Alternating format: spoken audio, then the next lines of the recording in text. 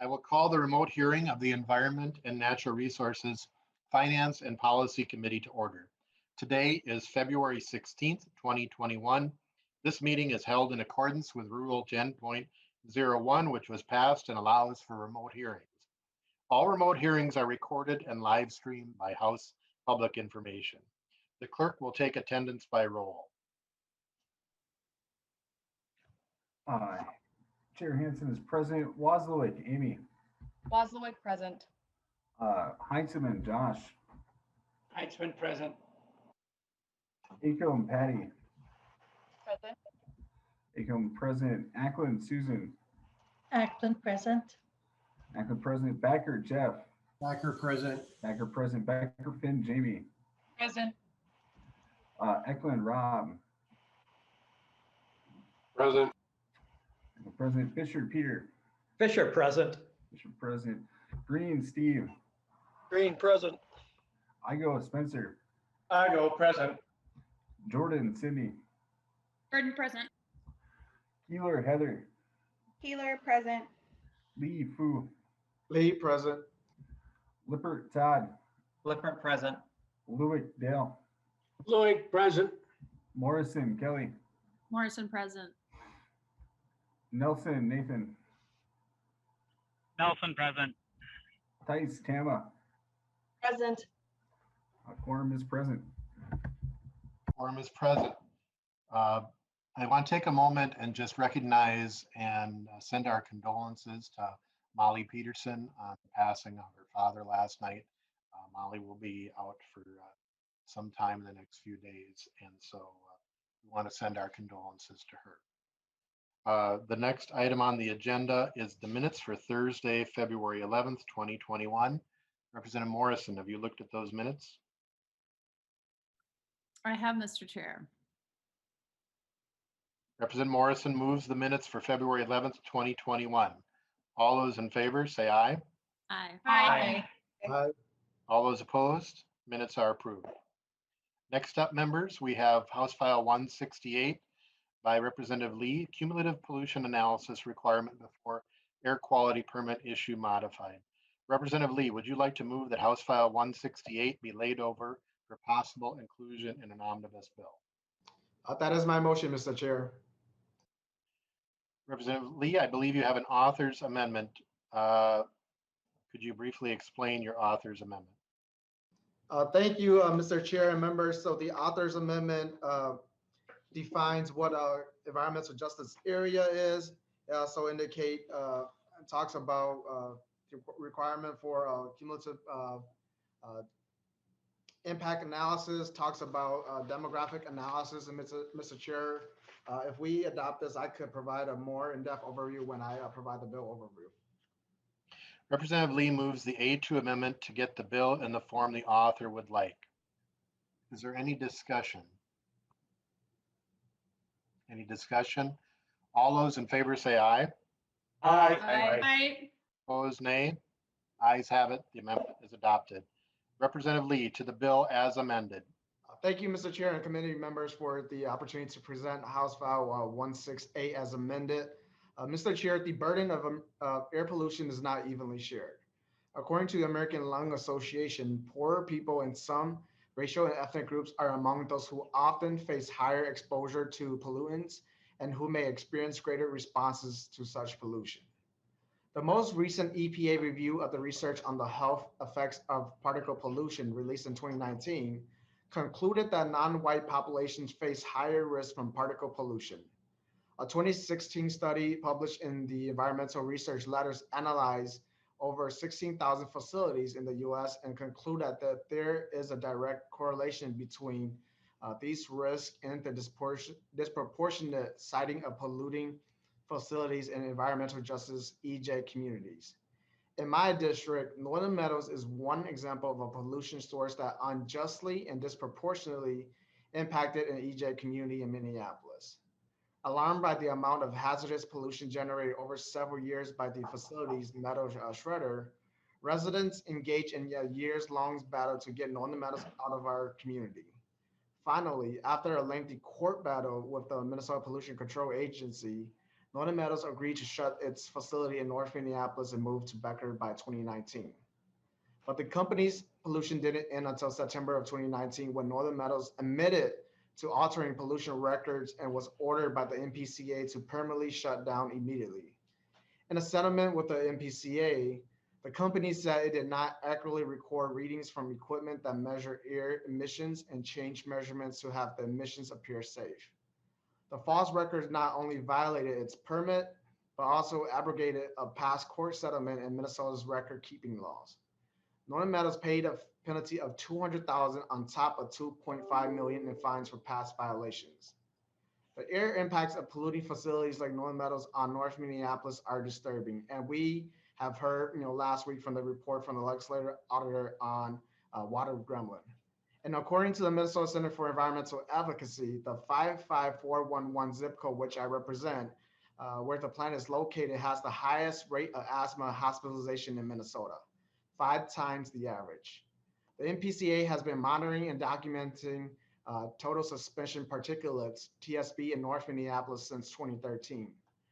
Air monitoring results in 2017 identified the following problems: violations of the daily and annual total suspended particulate TSP standards, exceedance of the daily PM10 standard.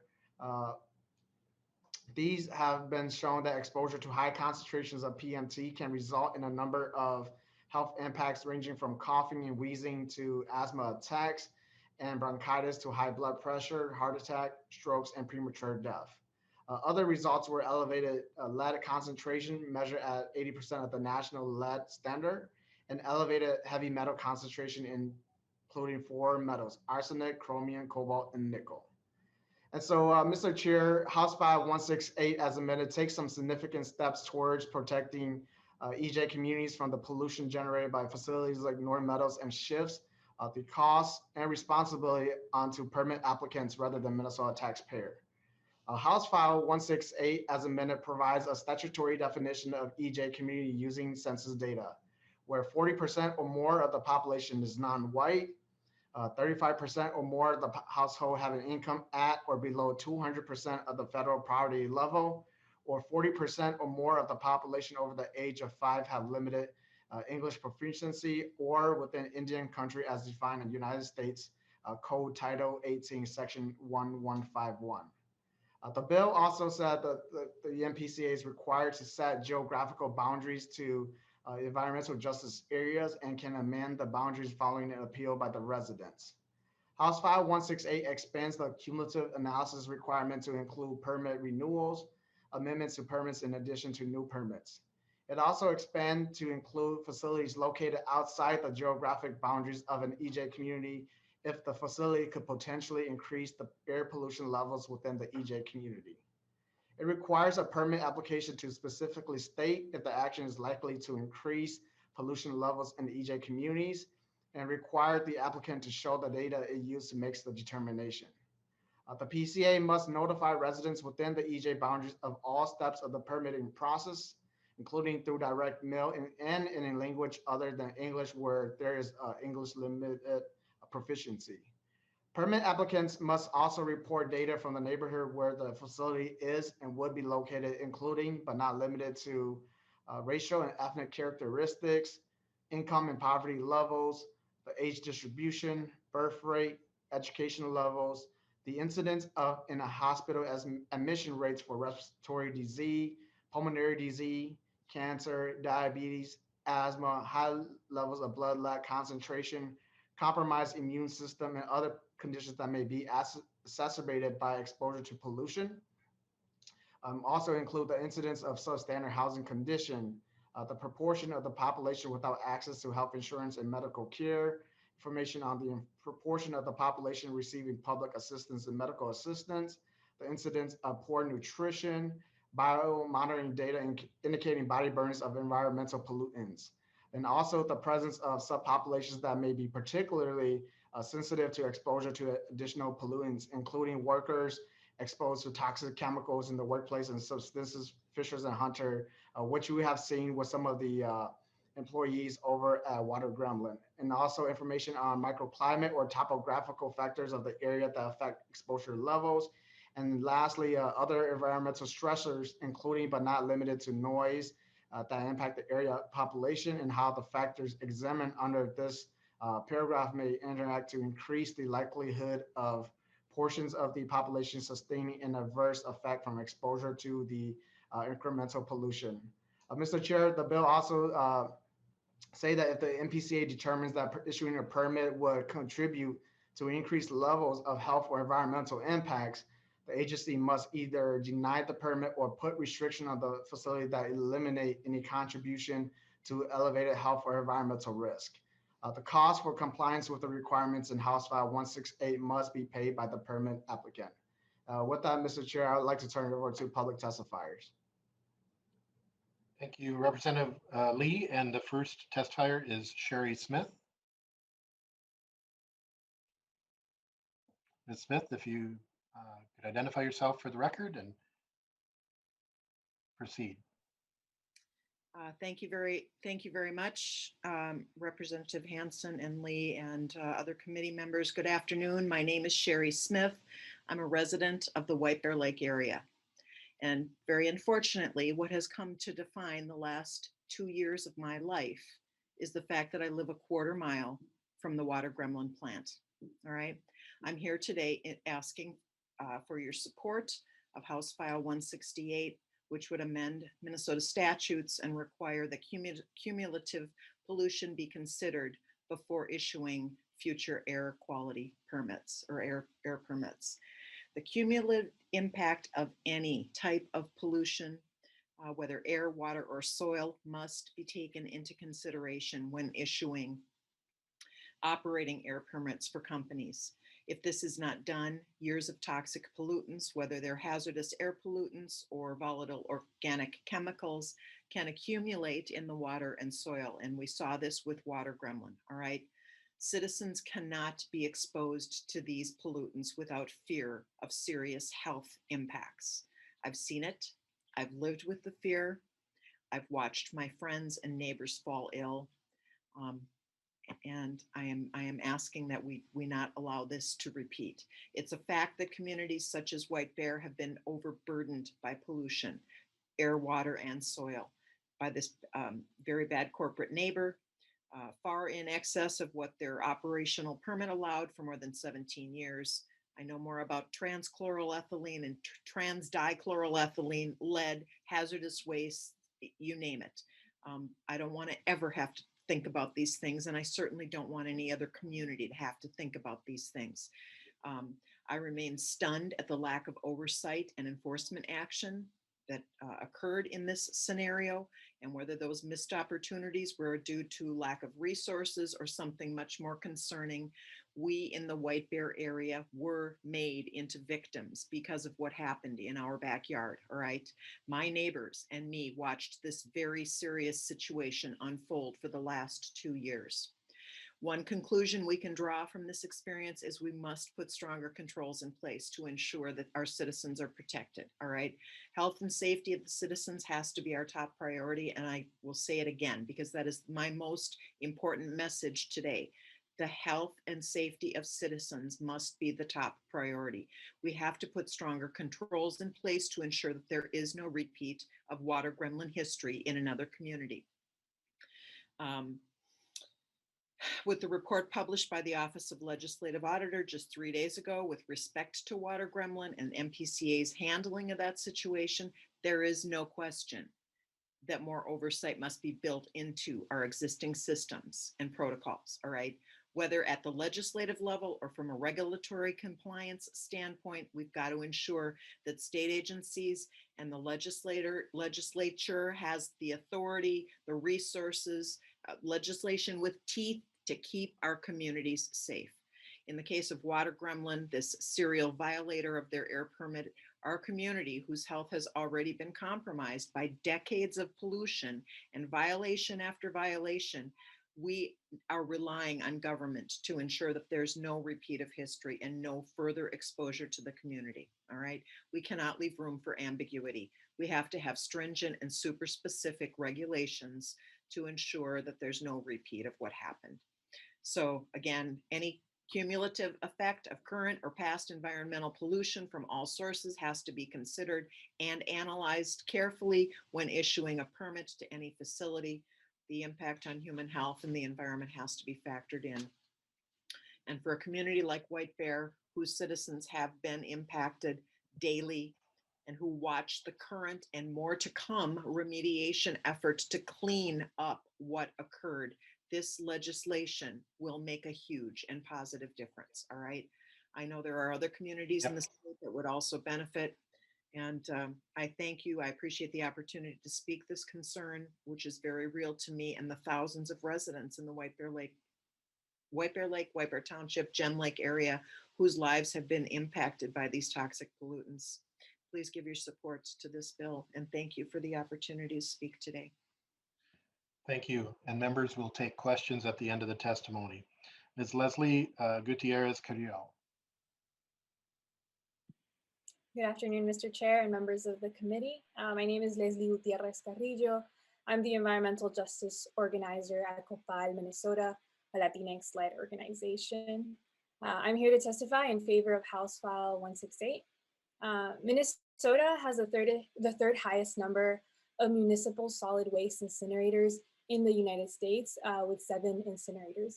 6 of these incinerators are located in already overburdened frontline communities. The Hennepin Energy Resource Center, otherwise known as the HERC, is the largest solid waste incinerator in the state, bringing 1,200 tons of waste per day, and is located beside North Minneapolis, one of Minneapolis' largest Black and immigrant communities, segregated by years of discriminatory policies. Low-income communities and communities of color have been used as wastelands, quite literally, for decades, of which many are fleeing this exact violence in their home countries. People all across Latin America are being displaced from their home, and because of water and land contamination caused by polluting facilities and Canadian and American mining companies. In our base at Copal, we have a number of community members that have this very story, going from living and farming alongside a stream of increasingly toxic waters and steadily deteriorating soil caused by dumps upstream, to needing to migrate out of their homes to survive, and are now being targeted by the very state that they seek refuge in. This bill not only affects environmental justice, but also public health. The pandemic has shined a light on health disparities in low-income communities and communities of color. With concentrated pollution in these areas, it affects people's immune system and ability to fight off diseases. So vulnerable communities in Minnesota are only vulnerable because we have historically allowed them to be targeted. Now is the time to change the awful narrative of concentrated pollution in frontline communities and put people over pollution for once. Thank you, Mr. Chair, for giving me the opportunity to testify in your committee. Thank you. Tony Quillis. Good afternoon, Mr. Chairman and members of the committee. My name is Tony Quillis, and I'm the Director of Environmental Policy at the Minnesota Chamber of Commerce. I want to thank you for allowing me to make a couple of comments on House File 168. Mr. Chairman, as House File 168 was introduced, it dealt with removing 5 criteria for cumulative impacts that were in statute and applied a cumulative impact to the metropolitan area, the 7-county metropolitan area. According to the Pollution Control Agency fiscal note, that would have impacted 823 air emission permits in the metropolitan area, and then 100 construction and modification permits. So 923 permits, Mr. Chairman, would have been affected by House File 168 as introduced. Now with the A2 amendment, Mr. Chairman, it's not just the metropolitan area, it's anywhere that is been deemed an environmental justice area. And as Representative Lee pointed out, there are 4 criteria on page 2 of the amendment, starting on page 2.18 to 2.24. And I went to the Pollution Control Agency website, Mr. Chairman, and their environmental justice overview of areas of concern, and took out one of those criteria. And it's not exactly the same, The bill on page 2.20 talks about 35% of households that have an income at or below 200% of the federal poverty level. The Pollution Control Agency website says 40% of people at 85% of the federal poverty level. So it's not apples for apples, but I think it gets us close. And some of the areas that would be affected now that meet this environmental justice definition would be Bemidji, Brainerd, Grand Rapids, Owatonna, Mankato, St. Cloud, Northfield, Red Wing, Moorhead. So anybody that would ask for a renewal, or a modification of a permit would now have to meet the new criteria, Mr. Chairman, laid out on page 3. So we went from 923, and I'm just going to guess there's over 1,000 facilities right now that would be affected by the amendment A2.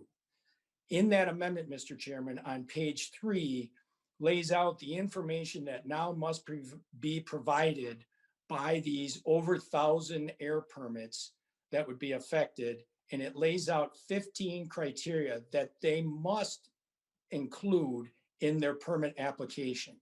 Some of this is already in, they do, but not all of it to this level of detail. This is pretty prescriptive, and I'm not sure that every business or county or state, because counties and states also possess air permits, that they would be able to meet the prescription and level of detail that is laid out here on page 3, Mr. Chairman, between 3.6 and 3.27. So, and if we got to the point where there would be mitigation negotiations between the regulatory party and the agency, how we would mitigate some of those 15 criteria, I think is open for debate, and I think would be tough to mitigate, Mr. Chairman. And then finally, just wanted to point out, when we talk about air permits, Mr. Chairman, permitted facilities of air emission sources by type in Minnesota, permitted facilities are worth 22% of the pie graph. 21% is off-road vehicles, 33% is non-permitted sources, and 24% is cars and trucks. So I just wanted to point that out, Mr. Chairman. And with that, I know there's other people to testify, and I'll stick around for questions at the end, Mr. Chairman.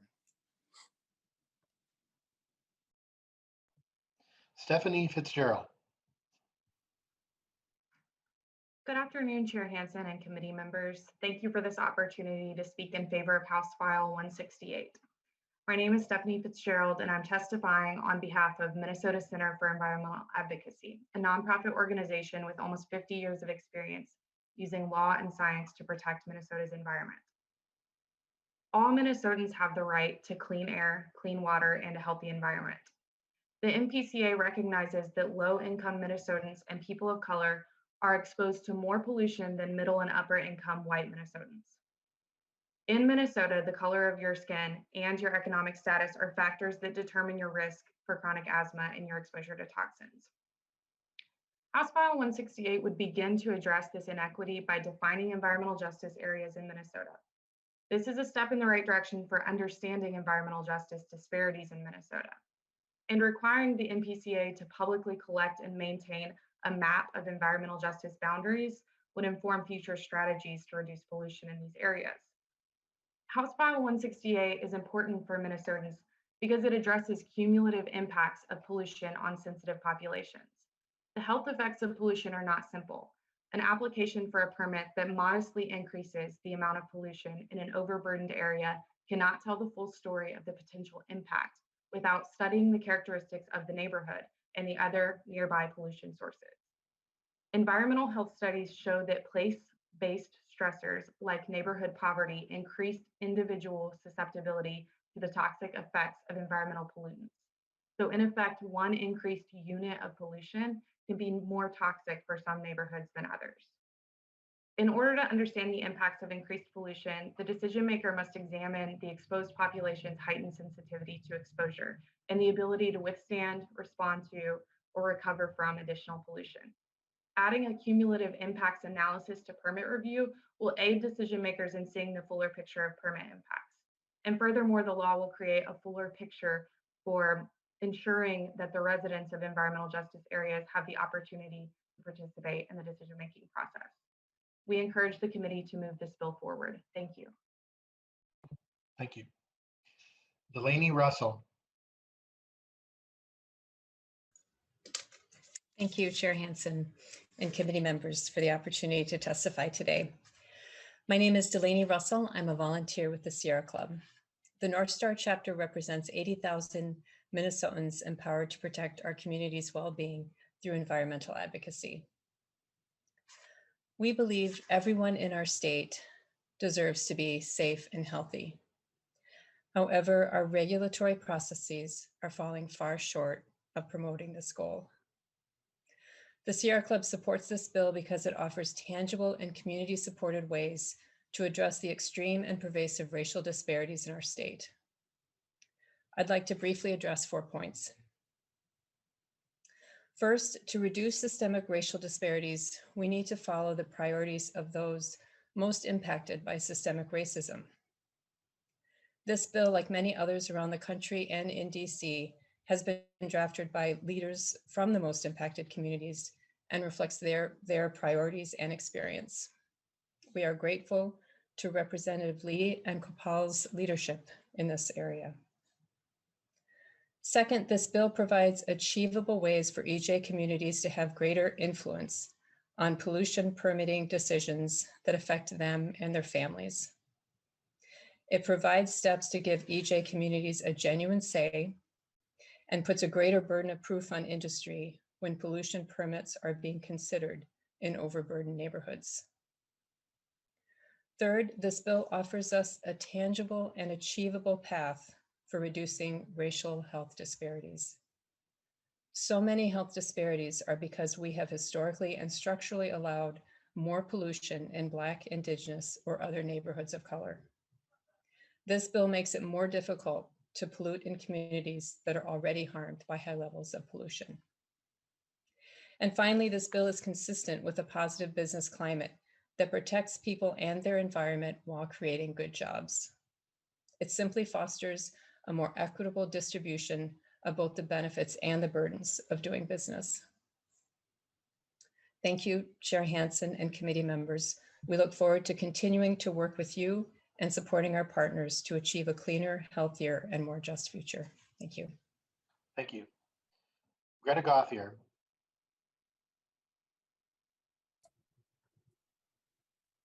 Thank you, Mr. Chairman, and good afternoon, Mr. Chairman and members of the committee.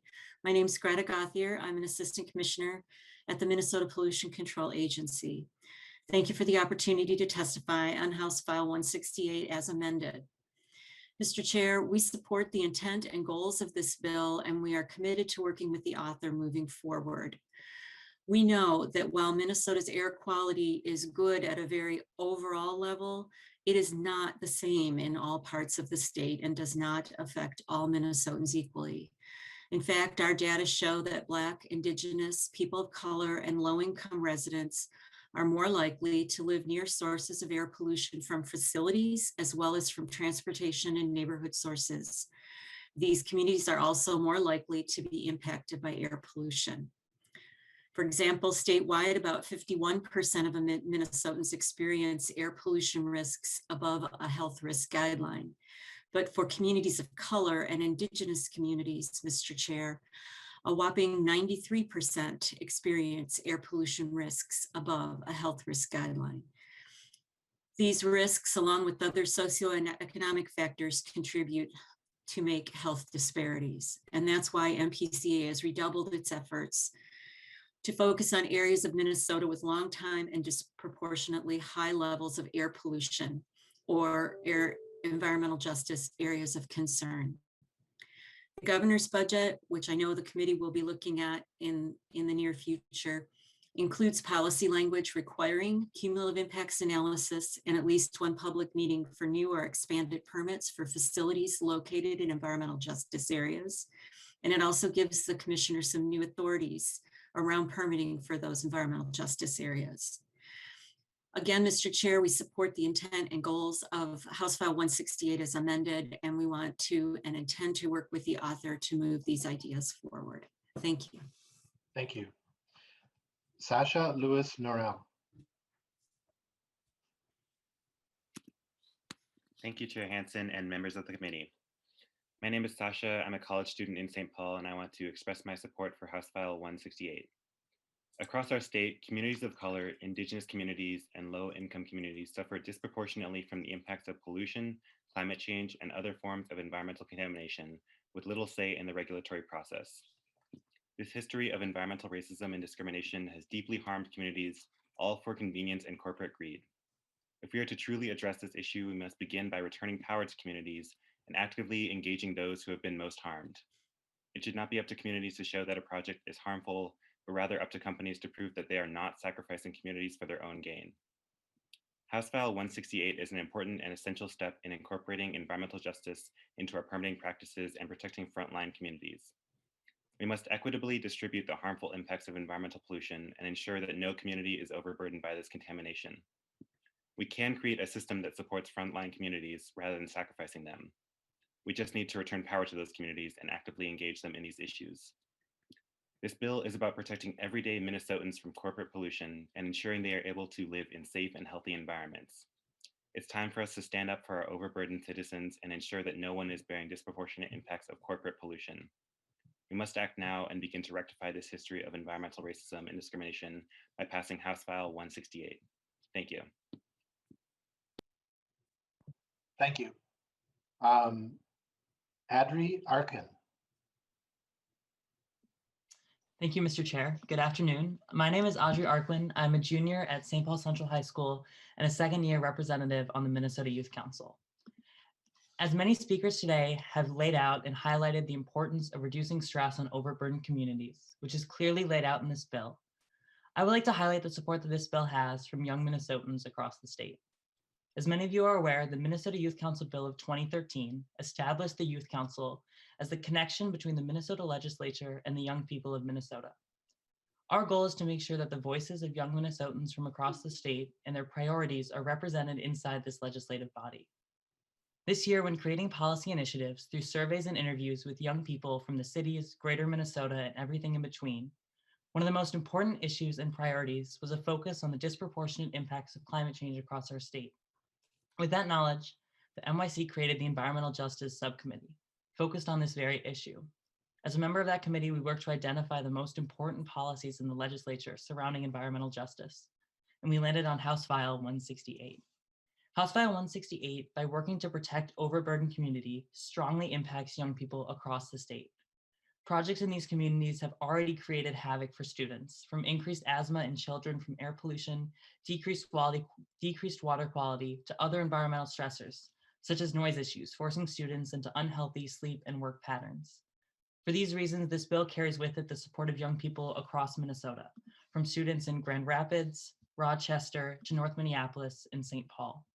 We understand the desperate need for action in order to protect our overburdened communities, such as the one that I used to see every day from Central High School, which under this bill would be established as an environmental justice community. I urge this bill and the legislature to stand with the young people of Minnesota, fight for justice for overburdened communities, and support House File 168.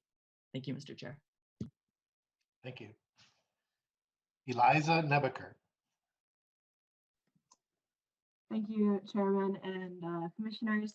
Hi, I'm Eliza Nebeker, and I'm representing the climate advocacy group Minnesota 350. We support House File 168 because we know that Black, Indigenous, people of color, and lower income communities face disproportionate levels of pollution and are most impacted by climate change. We also know that's not a coincidence. Minnesota has a history of environmental racism and regulatory mishandling. The Minnesota Pollution Control Agency has a responsibility to protect Minnesotans by regulating industry. If the PCA is required to make decisions based on the human and environmental costs of new projects, it will be better able to minimize the harm to overburdened communities. The goal of a more equitable pollution control agency and more decision-making power for environmental justice communities shouldn't have to come at the cost of good jobs. House File 168 is an opportunity to begin righting historic wrongs, and we must take it. Thank you. Thank you. And I believe we have some written testimony that has been posted for this and the second bill that is coming as well. So I'd encourage members to look at that. Any questions? We have Representative Heinzman. Thank you, Mr. Chair. And I have several questions. I'll try to narrow it down a little bit, Mr. Chair. To the bill author or to any of the testifiers today who might be able to help, my first question would center around how the process might look if this bill became law. What would a proposer be doing different than they're currently doing now?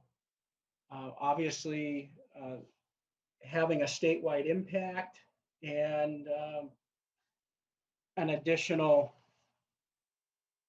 significant regulatory process is going to have an impact on costs as well. And I'm seeing that we do have a fiscal note, and that's helpful. But this last week, Mr. Chair, we heard quite a lot from MPCA after we watched and looked through the OLA report as it relates to water gremlin and some of the other difficulties that we're having trying to get through the current regulatory process. So, that's kind of why I'm wondering what, in addition to what we already have, what extra steps are we looking at if this bill became law? So if the bill author, Representative Lee, or any other testifier could answer that question, it'd be really helpful. Representative Lee.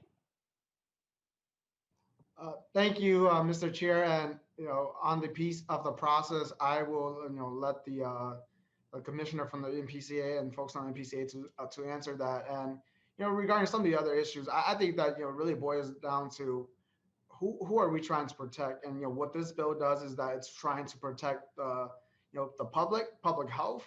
And if we have a facility that wants to come in that falls into this category, then if we want them to be a good neighbor and for them to engage with community members to really look into the community that they're going to be operating or they're proposing to be operating in, or if they are amending something that they are currently operating in.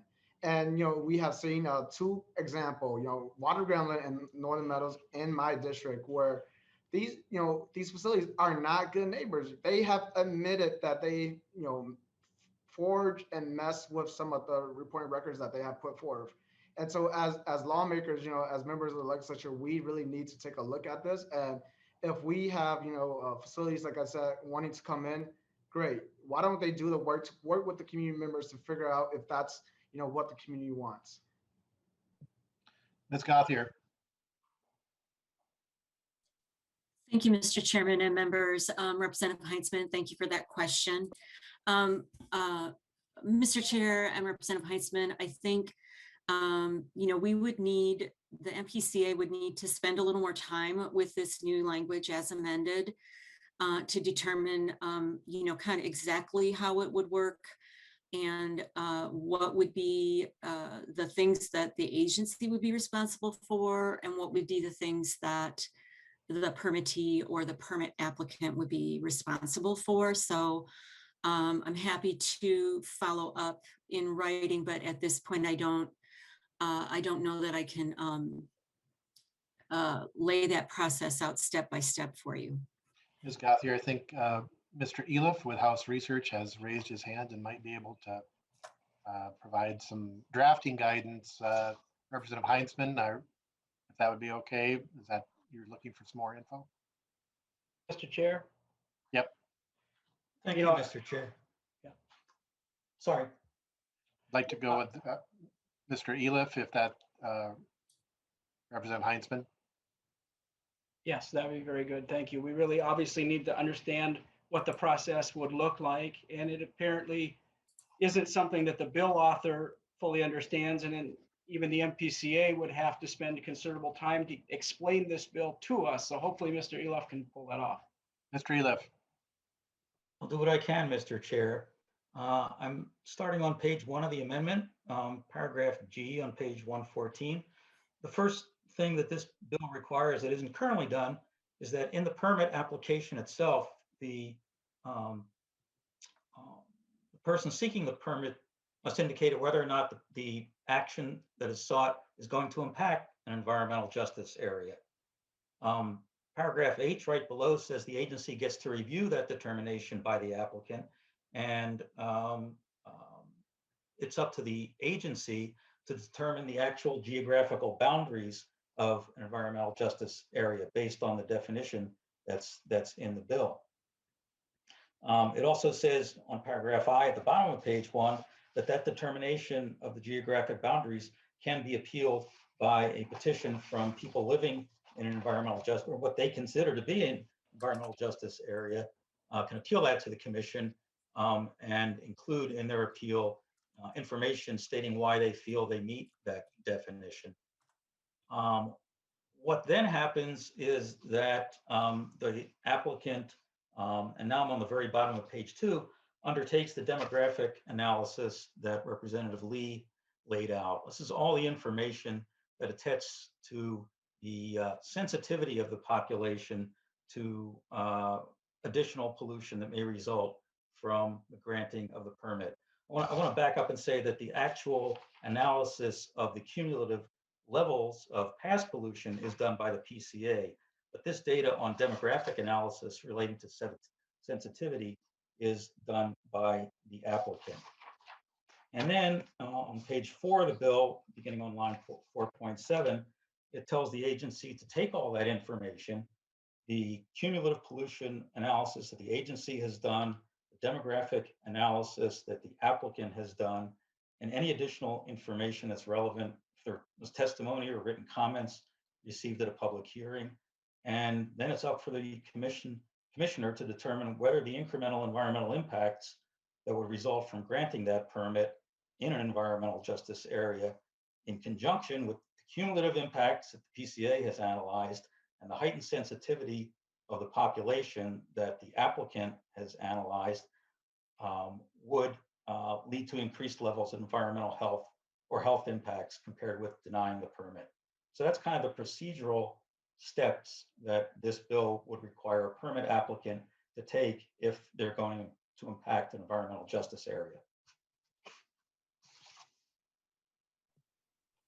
Representative Heinzman, follow up. Yeah, thank you, Mr. Chair. I appreciate that. Thank you, Mr. Eloff. There's still obviously a lot of processing information here before we fully understand what this impact would be. But if I could, Mr. Chair, if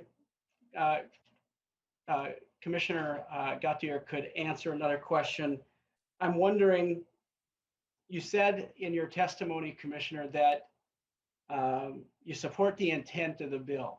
And I think that just about all of us could say that today. Human health is absolutely paramount in the work that is done at MPCA. And it's something that is absolutely critical and paramount to us as legislators trying to figure out where safe limits might be, what's the science relative to these kinds of questions.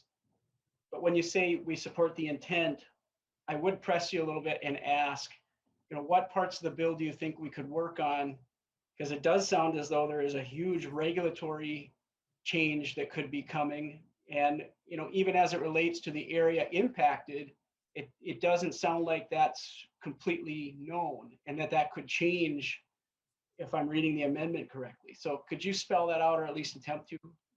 So Ms. Gauthier, and that'll be the final question, Representative Heinzman, from you. I've got 3 others that I want to go through. So Ms. Gauthier, and then Representative Lewick, Representative Wozlawik, and then Representative Igo.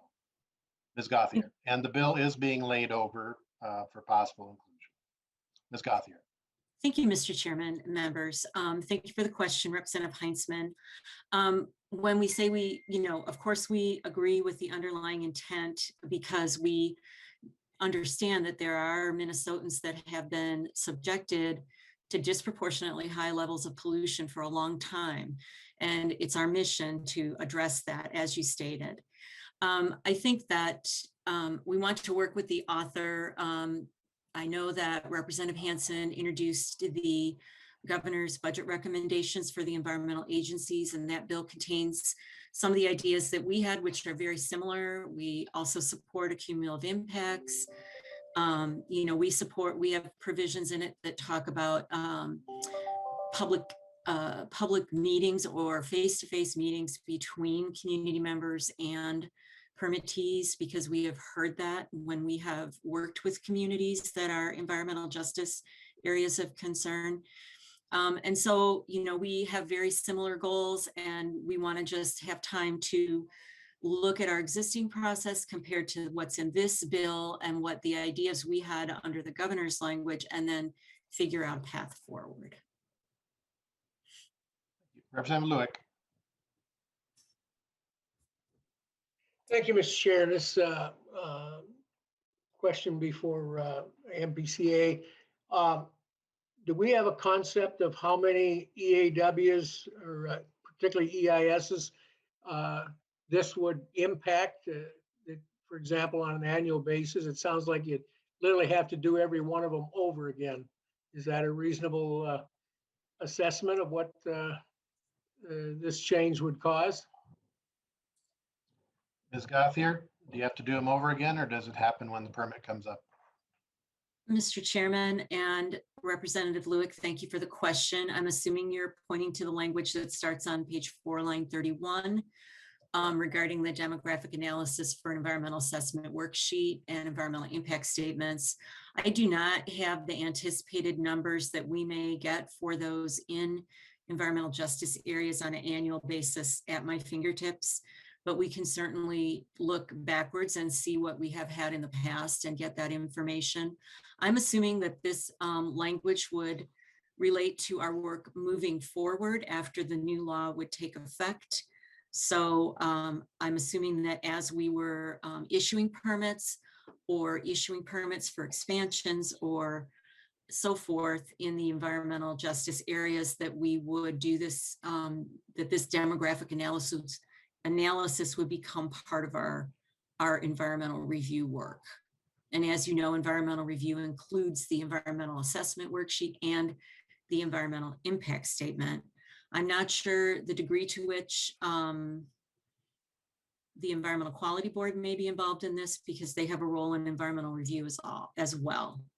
But I think my understanding is from reading this that we would be looking forward to work we would be doing on permits in the future. Mr. Eliff, did you have a clarification? I saw your hand up earlier. Mr. Chair, just to say that Assistant Commissioner Gothier is right. If you look at the effective date on page 5, the language referring to EAWs and EISs only applies to those documents that are determined to be complete after the effective date of the bill. So we would not have to do them over again in response to Representative Lewick's question. Representative Wozlawik. Thank you, Mr. Chair. I just want to thank Representative Lee for bringing this bill forward.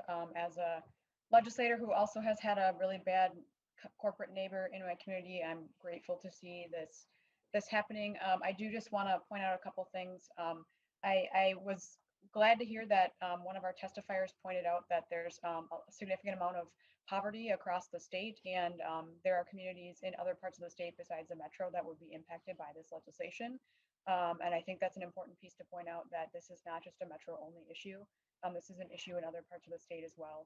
And also just, wanted to point out that we're talking a lot about communities, but one thing that we haven't addressed is not the jurisdiction of this committee, but is workers. So we have workers who are working in these facilities who are exposed to high levels of chemicals, who come from these communities that have high levels of pollutants in their communities. And so they're sort of getting a double whammy by living in these communities, but then coming to a workplace where they're exposed to these chemicals. A lot of the employees at Water Gremlin, for example, are immigrants and are coming from some of these same communities that are impacted by this air pollutant, and then coming to a workplace where some of their kids were poisoned by lead. So just want to throw that out there. Didn't have a question, just I think there's more work to be done on this issue, looking at other things like how this impacts folks who work in these facilities as well. Thank you. Thank you. Representative Igo. Thank you, Mr. Chair. My question is for the Assistant Commissioner, and in really just what would this bill do to prevent another water gremlin? And I guess that's my question, very frankly. Commissioner Gothier. Thank you, Mr. Chairman and Representative Igo for the question. So the water gremlin situation was, excuse me, a permit violation that happened over a period of time. So is my understanding, I don't think the bill before you right now is really dealing as much with enforcement, which is what we do after a violation, as it is to permitting. I think that had a law like this been in place when we initially permitted water gremlin, we may have written the permit differently. I don't know, but that's really the situation that the the legislative auditor was looking at was an enforcement issue, whereas this bill is about permitting mainly. So I don't know if the two are comparable. I would probably want to turn to one of my colleagues who's also in the Zoom room if you would like a more detailed answer. Don't see a hand, but I do see a new member's hand. So I want to make sure I'm going to each member before I circle back. So Representative Backer. Thank you.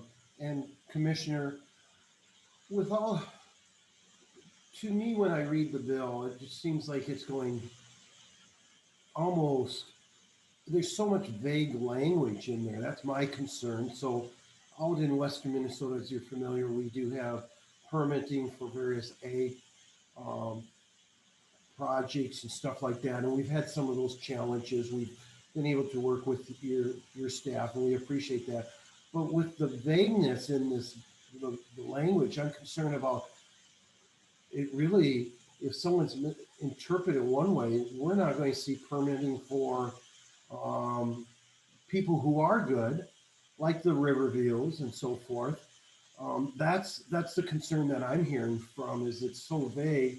It's going to be basically stop.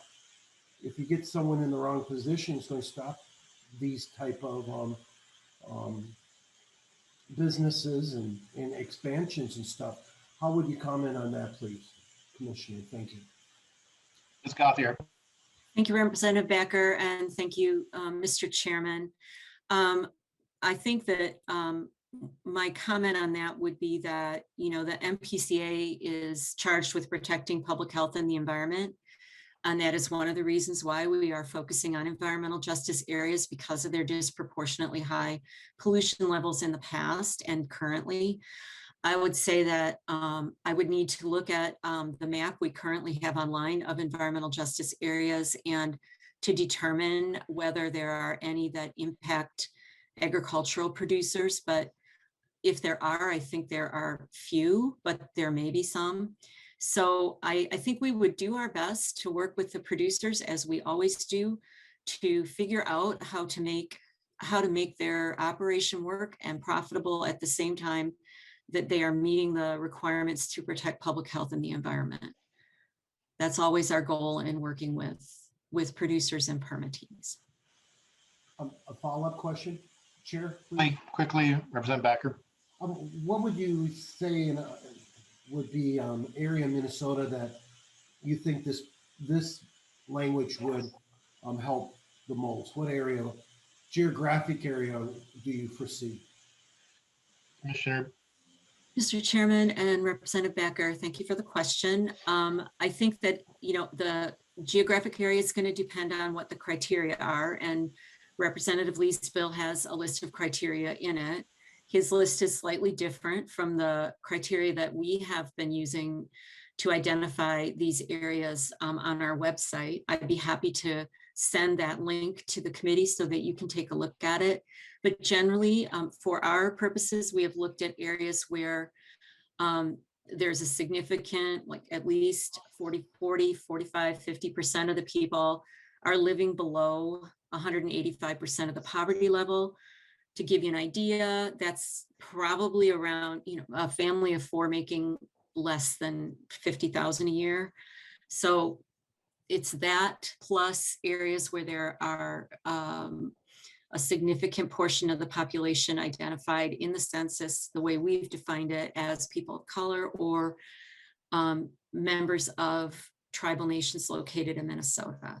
So those are usually the criteria in environmental justice policy that are used to define these areas, and the actual physical space on the ground is going to depend on the percents and then that you decide to use. And there are several bills moving now with slightly different definitions. And since we put our map up on the web, the EPA has come up with a definition. So in the governor's language, we want to adopt what the EPA is doing, just to put that out there. But we would like to work going forward on that. Thank you. Thank you. Representative Green, and I'd like to wrap this bill up to lay it on the table, or lay it over, excuse me, but at 2 o'clock. That's a little more time, but I think it's important to have that discussion. So Representative Green, and then back to Representative Heinzman, Representative Lewick. Thank you, Mr. Chair. Just a quick question for Commissioner Gauthier. I was looking for other questions coming forward, and one thing that came into my mind on the cumulative effects is that is it possible, or in this scenario, you could have someone who has been a very good actor, and that does omit some, but is well within the current guidelines, to be basically punished because now other people out there maybe aren't, or maybe are, but just because they now are added into this cumulative effects, could be denied a permit. Is that something that you could foresee?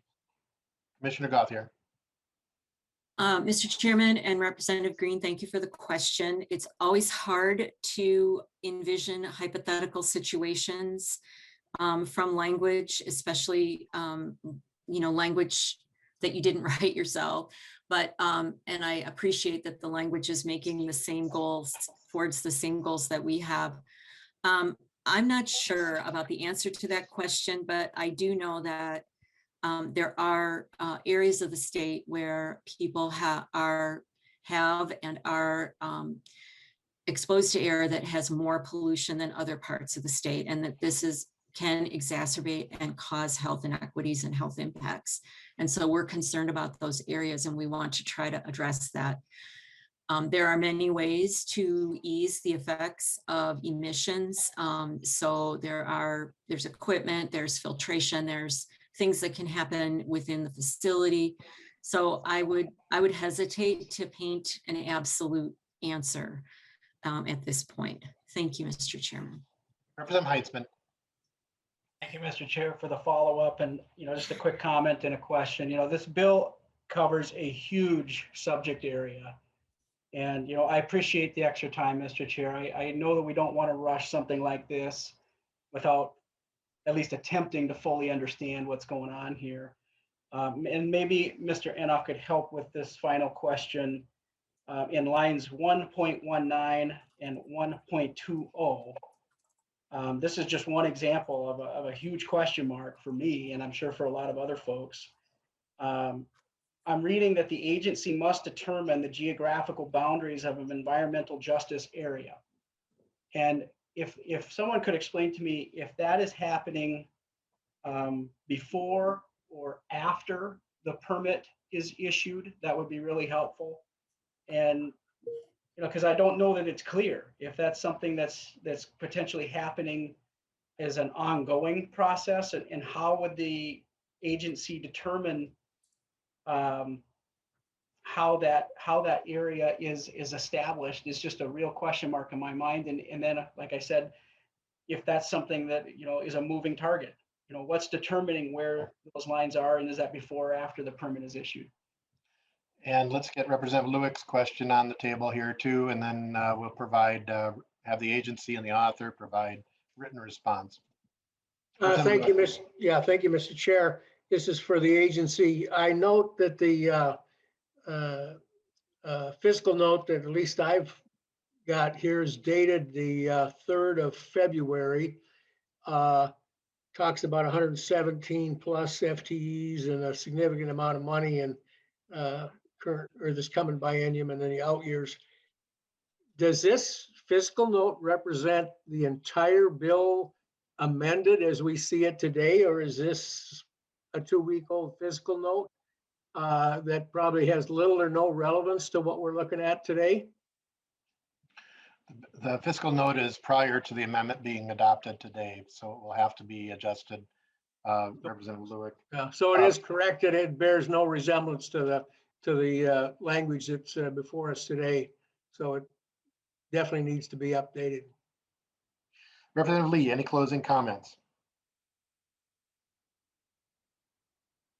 Just want to say thank you, Mr. Chair and committee members for this discussion. And, as always, with regards to the work that we're doing over here at the legislature, I'm open to having conversation with my colleagues on the committee and in the legislature, and my doors is always open. But, I have had this bill or some version of this bill over the last 2 years. Haven't heard any, feedback from my colleagues and from, some of the interest group out there that are in opposition to this bill. And so hopefully as we lay this bill over, that colleagues and folks who are interested in this are reaching out to have this discussion. Thank you, Mr. Chair. Thank you. And I do want to note for those testifiers, you all did a great job. And those of you who may have never testified before, thank you for participating in democracy and hope that you will be back. Representative Lee renews his motion that House File 168 as amended be laid over for possible inclusion in an omnibus bill.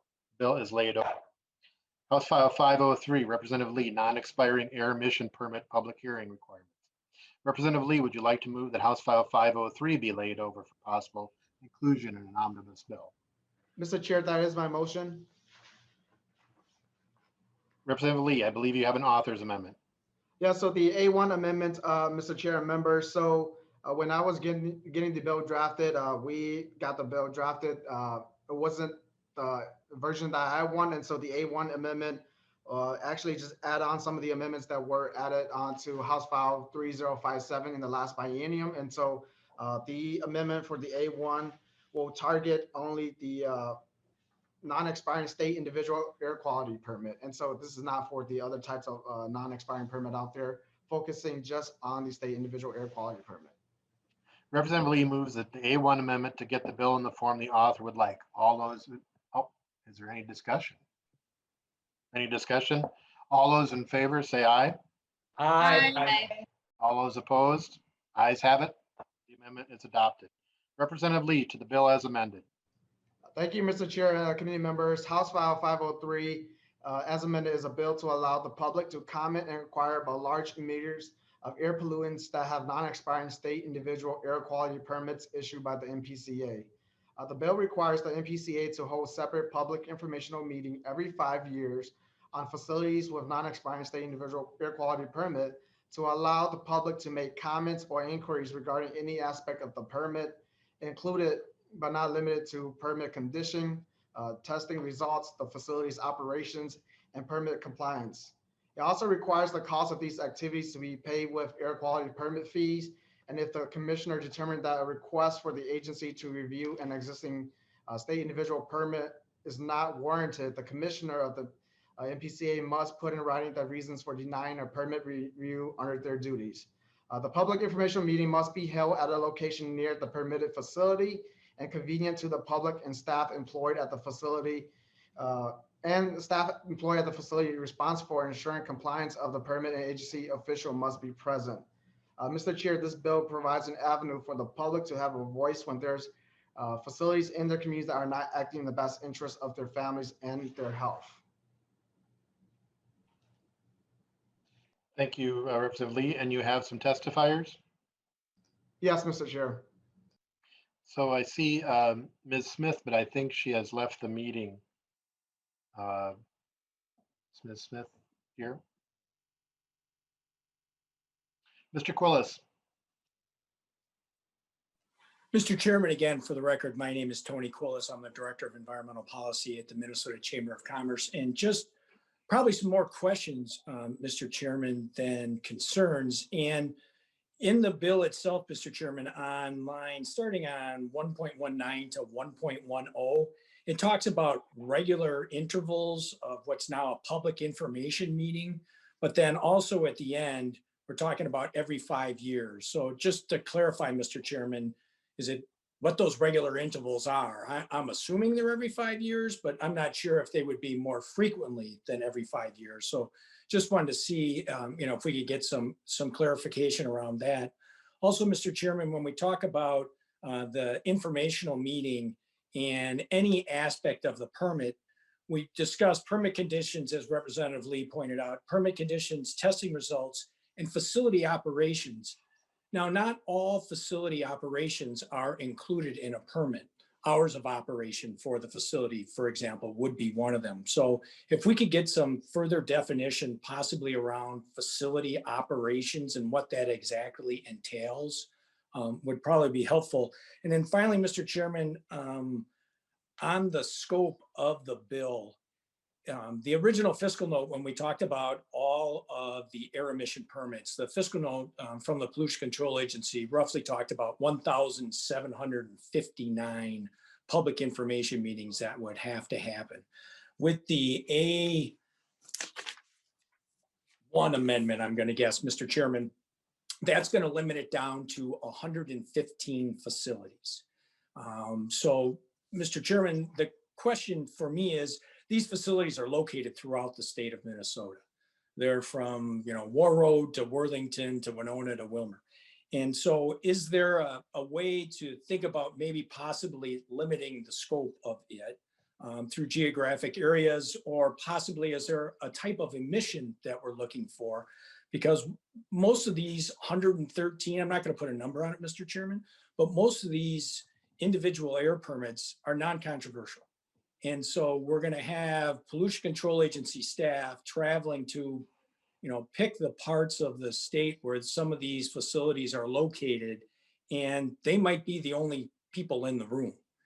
There might not be any members of the public. And so just trying to figure out if there's a way possibly to discuss the scope of what we're looking at in House File 503. And Mr. Chairman, I'll stick around for questions. And again, thank you for the ability to make a couple of comments on House File 503.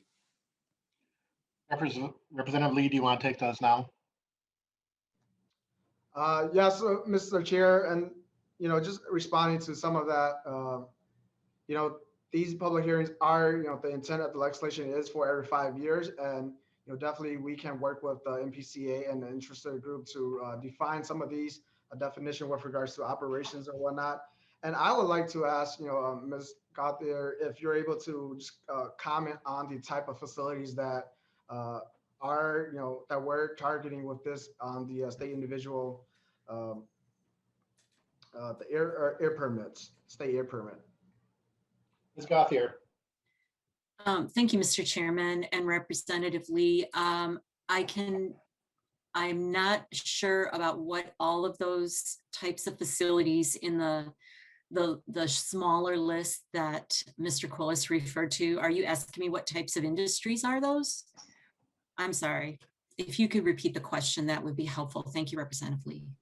Mr. Chair and Commissioner, I wanted to see if you could just give us a sense of what those entities that has the state individual permit looks like, whether they are, I have some notes here that the facility is expected to generate pollutant level in excess of lead, 0.05 tons per year, sulfur dioxide 50 tons per year, PM10 25.0 tons per year, volatile organic compounds 100 tons per year. And so if you could put that into a perspective for the members so that we know the type of facilities that we are looking at with regards to these individual permits. Commissioner Gauthier. Thank you, Mr. Chairman, and Representative Lee, thank you for that clarification. Mr. Chairman, if it's okay, I would like to call on Doug Wetstein, who is in the Zoom room. He is the Division Director for the agency's industrial division that handles our industrial permitting, and I think he can speak to this with more specificity. Mr. Wetstein, introduce yourself for the record. Mr. Chairman, members of the committee, the facilities that would be typically covered by an individual permit, whether it's Title V Part 70 or state issued, are going to be your larger facilities. Could range from, everything from from power plants, taconite mines, refineries, foundries, ethanol plants, sugar beet processing plants, large printing facilities, larger facilities. There are some thresholds that they get tripped that would make them, not able to qualify for the other types of permits that are available. I believe that answers the question. Representative Lee. Thank you, Mr. Chair, and I will let the members of the committees, see that Representative Heisman have a question, and so entertaining those questions. I do want to provide Commissioner Gauthier with the opportunity. She was on the testifying list, but I wanted to go to her to answer the prior question to see if we could be efficient. So Commissioner Gauthier. Thank you, Mr. Chairman. So I will go ahead and present my testimony then. Yes, go ahead. Thank you. My name is Greta Gauthier, Minnesota Pollution Control Agency. This bill, House File 503 is amended, is about addressing the disproportionate levels of pollution that have been the day-to-day reality in areas of Minnesota where people of color, Indigenous people, and low-income people live. And as I testified earlier, our data bear out that this is the case. And that's why the MPCA has been working on this more. As we've been working with community groups in these areas, we are hearing that those groups want to meet face-to-face with the people that own or operate permitted facilities in their neighborhood. The governor's budget does include new policy language that allows the commissioner to make public meetings a permit condition for all permits issued in environmental justice areas.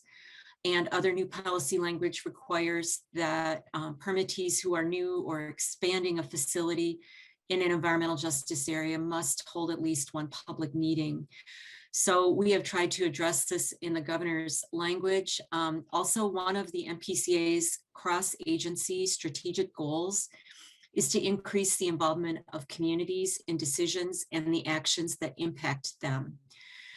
We know that we have more to do on that front. So we do agree with the intent and goals of this bill as well. We also have some ideas about scope and that sort of thing.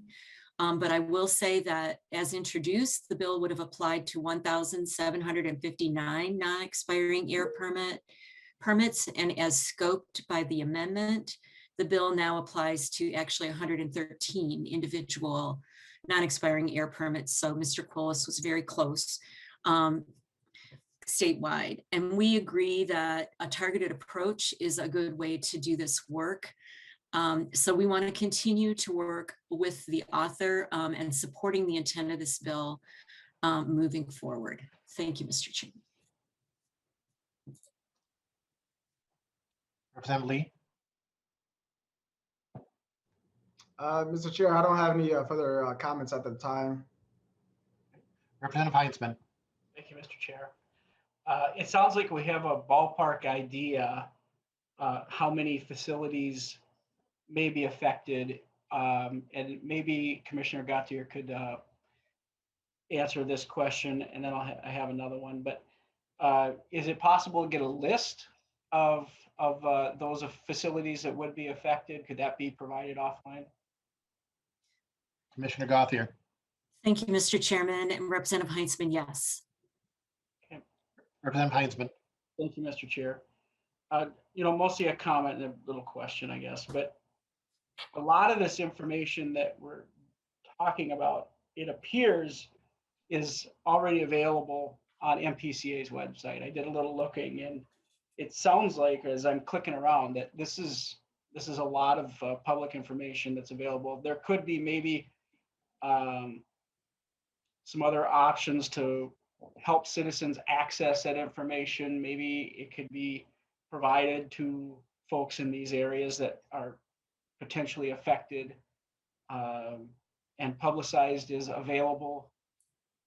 I'm sure there's community groups and others that maybe are not aware that this information is available. Maybe the bill author could have some ideas on that. I'm not sure that this is the most efficient way to do that. There is obviously a significant cost, but I do agree that information should be readily available. And I think the intent that the bill author is functioning under is good. I think that it's important that people have up-to-date, accurate information. So, just that being said, I guess, hoping that we can find a way to potentially access that information more efficiently than what we're looking at today in the amendment and in the underlying bill. Thank you, Mr. Chair. Mr. Eliff could provide technical help there. Thank you, Mr. Chair. I just wanted to share my experience with Representative Heinzman and the rest of the members of the committee. What's available on the agency's website is the actual permit itself, which was written by engineers, and I can say can only be read by engineers.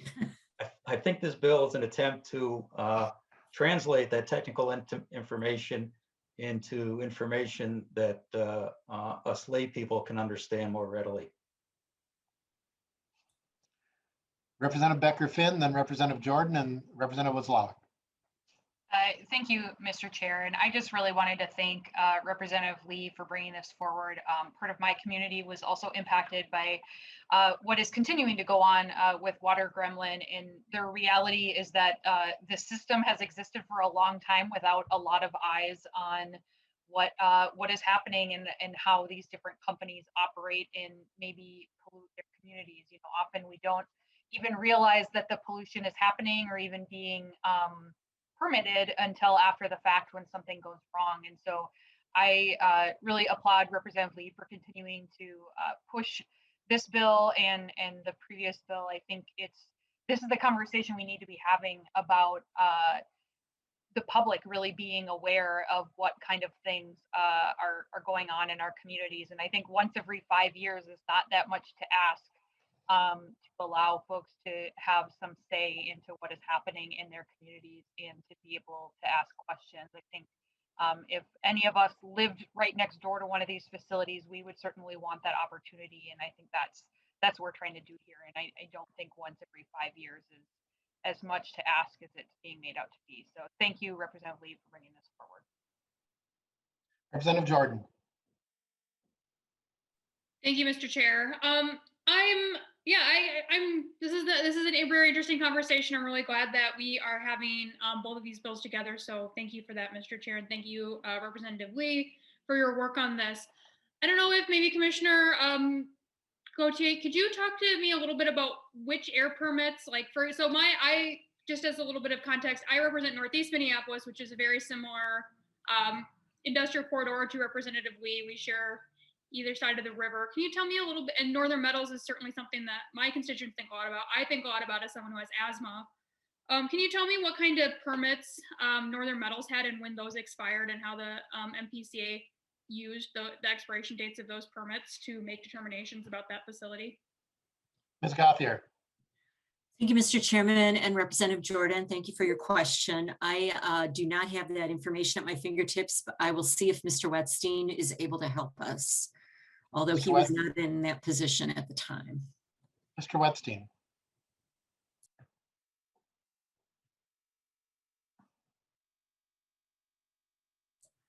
Doug, you're on mute. Mr. Chairman, members of the committee, as Commissioner Gauthier mentioned, I've only been in this position for about a year now with kind of direct day-to-day contact on air permitting. So I do not know what type of permits they held prior to their relocation, but we could certainly provide that to the committee. If we can look that up, Mr. Wetstein and Ms. Gauthier, and get that back to the committee, that'd be helpful. Well, Mr. Chair. Sure. Representative Jordan. Thank you, Mr. Chair, members of the committee. I think that's one of the reasons why it would be great. This bill is so needed, is my constituents are constantly asking, "What about?" and then picking a random source, a random facility on the Mississippi River, and saying, "What about that one? What about that one? What about that one?" And there's not always an opportunity for them to both hear information from the facility itself, which I would think that the facility would welcome the opportunity to talk about what a good neighbor they are to community members in my district or Representative Lee's district or anyone else's district. So I really think I mean, I have many of the people who have these facilities along the river are constantly trying to meet with me to tell me about what a good citizen, what a good neighbor they are. So I don't know why they wouldn't want to tell the rest of my neighbors the same thing. So I would think I would really welcome that. I also wonder a little bit about it. Can you talk to me a little bit about some of the accessibility features of your website? For example, what languages is what in what lay people information is there? What languages? What kind of accessibility measures are there for people with disabilities to access this information on the MPCA's website? Ms. Gothier, can you get us that information? I can get you that information, Mr. Chairman. Thank you. Representative Wozlawik and then Representative Heinzman. Thank you, Mr. Chair. Just wanted to make a point here. Water Gremlin had a non-expiring permit. So I've heard a lot from folks in my community about this issue and wanting to have more community involvement in the discussion process around this issue. So I want to thank Representative Lee for bringing this bill forward. And not just because it impacts my community, but it impacts a lot of communities around the state. And myself and really no one in my community even knew that non-expiring permits existed before Water Gremlin happened. So I think it's a really big public awareness issue as well that, you know, there are these facilities that just keep getting their permits. They just keep going and going unless they have something that they need to change on them. And that we've seen issues with lots of issues with regulation and ways that MPCA does things. And I think this is a way to really do a better job of engaging with the community and making sure that they have a voice in the process and that they can ask questions and find out more about, you know, what chemicals are companies using and how are they managing it and what sort of work are they doing to protect employees. I think that's a really big piece of the conversation that we've been able to have with Water Gremlin, though they've been a reluctant to really engage with the community. It has been something that we've been able to do, I think, because of a disaster happening. And I don't think it should take a disaster happening for us to have those conversations. So appreciate Representative Lee bringing this legislation forward. Representative Heinzman. Thank you, Mr. Chair. I just wanted to thank Mr. Anoff for chiming in earlier as we were discussing some of the language here in the bill and the complexity of the information that's available on the website. I am wondering though, after hearing his explanation or his comments, if you could point to any language in the bill that requires those persons on line 1.13 that are supposed to be available from the facility, who I'm assuming are engineers. Is there any language in the bill that requires that they provide that information in a way that everybody could understand? In other words, laypersons. Mr. Wetzel or Mr. Eliff?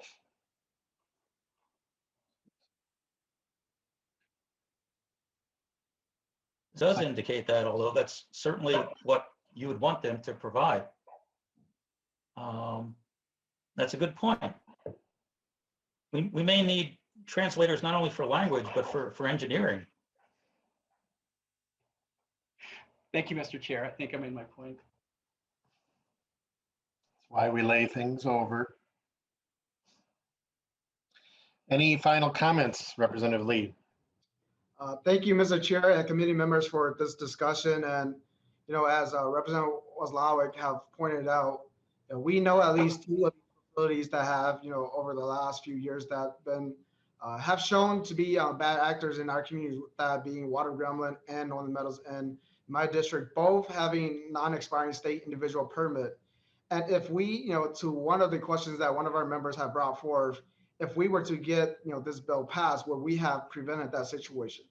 We don't know. We can't really go back in time to see if we could have prevented that information. But if this was in place, at least our community members would know, you know, some of the issues that were brought forth in the report, you know, regarding the testing results from the equipment and, you know, the permit compliance. And so I think that this is definitely needed so that we can have these conversations, so that the public can see what is operating in and around their neighborhoods, so that we could really, you know, move forward protecting public health over, you know, corporations and their pollution. So, Mr. Chair, I really appreciate the opportunity to present House File 503 today, and I renew my motion that it be laid over for possible inclusion. Representative Lee renews his motion that House File 503 be, as amended, be laid over for possible inclusion in an omnibus bill. The bill is laid over. Members, wanted to make sure we provided the opportunity for testimony and questions today on these important bills. Representative Lee has been working on them, as he mentioned, for a couple of years. and the conversation will continue with those. I think we're making progress on both of them, and appreciate that the agency is moving as well. I think it's an important issue for today and tomorrow and the days after that to be working on. Members, we only have a few committee meetings prior to starting to hit the deadlines. When we're meeting twice a week for an hour and a half, there's not a lot of time for hearing. So on Thursday, we're hearing 4 bills. Members should plan on hearing bills, probably 4 bills, 3 or 4 bills, maybe more per day. We have asked for Friday hearings, but that has not been granted as of yet. We have been told that we will not be able to meet into the evening. So there's a very limited opportunities ahead. So we are going to be posting these bills ahead of time. We'll be getting both verbal and written testimony. If people can provide written testimony, that makes the questions easier. We will also be doing somewhat what we did today, that if we aren't able to answer all the questions and the bills are being laid over, we would ask for a written response that we can publicize while the bills are continuing to be worked on. But we will have to move some bills out, particularly those that have to go to other committees. And we are going to have some bills coming here that are coming from other committees and have to go to other committees. It's not a great situation. It's COVID related, but the rest of the state's having businesses and people are having to adapt, and we're going to have to adapt in order to get our work done. And we will get our work done. It's probably going to be a bit bumpy to try to get things through here in the next few weeks. So with that, Mr. Strohmeyer, if you could maybe just walk through what we've got on Thursday and Tuesday. Yep. Thank you, Mr. Chair. On Thursday, we're going to be hearing the Lessard-Sams bill, or the funding for outdoor heritage. Representative Becker-Finn's outdoor recreation grant bill. Representative Eklund has an ATV funding bill. And then Representative Kosnick has a Billsby Dam infrastructure funding bill, which is only reason it's before environment is because it deals with the DNR, but is primarily in the jurisdiction of the Energy Committee because it deals with the RDA. So that's why it's here, is because it deals with the DNR, and so that'll be moved to climate. Next Tuesday, we're still finalizing the agenda, but I think we're looking at having a bill with cities and pesticides, I believe, from Representative Vang. Representative Fisher has a bill related to lead. And then after that, we're still kind of trying to figure out the pieces of the corresponding agency bills that have to move forward, but we'll start seeing those as well. So thank you, Mr. Chair. Thank you. And we are getting agency policy bills that are part of the governor's initiative, and those are being introduced. If you are still working on your bills, I would encourage you to get them jacketed as soon as possible, because the clock is ticking for our work. So with that, we are adjourned.